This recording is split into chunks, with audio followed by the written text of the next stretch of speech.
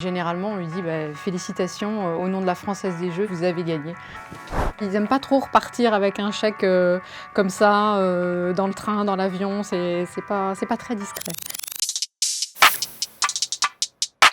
On a 360 personnes, 360 Français qui gagnent chaque année à partir de 500 000 €. Donc à peu près un gagnant par jour. Parmi eux, environ 180 personnes qui deviennent millionnaires. Le reçu est quelque chose de très précieux puisque c'est ce qu'ils nous remettent lorsqu'ils arrivent à la Française des Jeux. Souvent, on a d'ailleurs des stratégies très élaborées pour cacher ce reçu puisqu'il se passe généralement une petite semaine entre le moment où ils découvrent qu'ils ont gagné et où on les reçoit. Je me rappelle d'un gagnant qui avait creusé un livre, un de ses livres favoris pour cacher donc dans un coffre-fort dans la cocotte minute. Quelqu'un l'avait cousu aussi dans son rideau. Puis je me souviens de cette gagnante du loto, elle avait gagné je crois 3 millions d'euros. Elle avait organisé une espèce de loto-sitting, c'est-à-dire qu'il fallait toujours qu'il y ait quelqu'un à la maison, à côté du reçu, jusqu'à ce qu'elle puisse venir nous le remettre. Ah, ça m'avait beaucoup plu.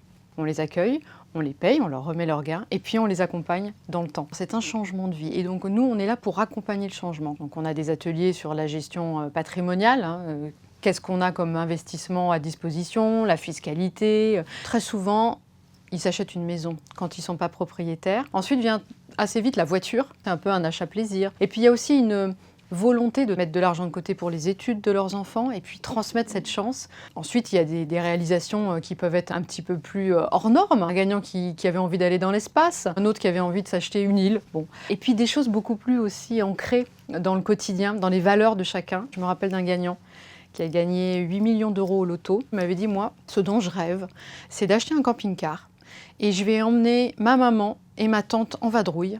On va aller au bord de la mer et on va manger une crêpe en regardant la mer.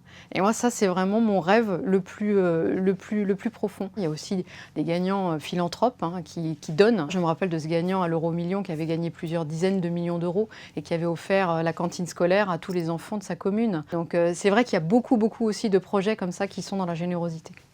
Il y a environ 25 millions de personnes qui jouent à nos jeux chaque année. Et on a vraiment tous les cas de figure. L'autofoot, c'est des paris sur les rencontres sportives, le football notamment. Donc cette gagnante, elle avait gagné environ 500 000 €.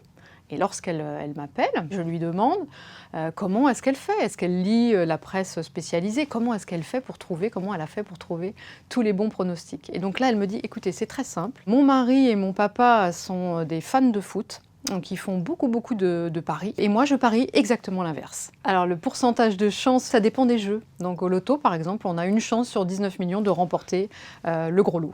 Toutes les personnes qui gagnent continuent à jouer. Déjà parce qu'ils aiment le jeu. Et il nous avait dit, la première fois j'étais un peu timide, je ne savais pas exactement à quoi m'attendre.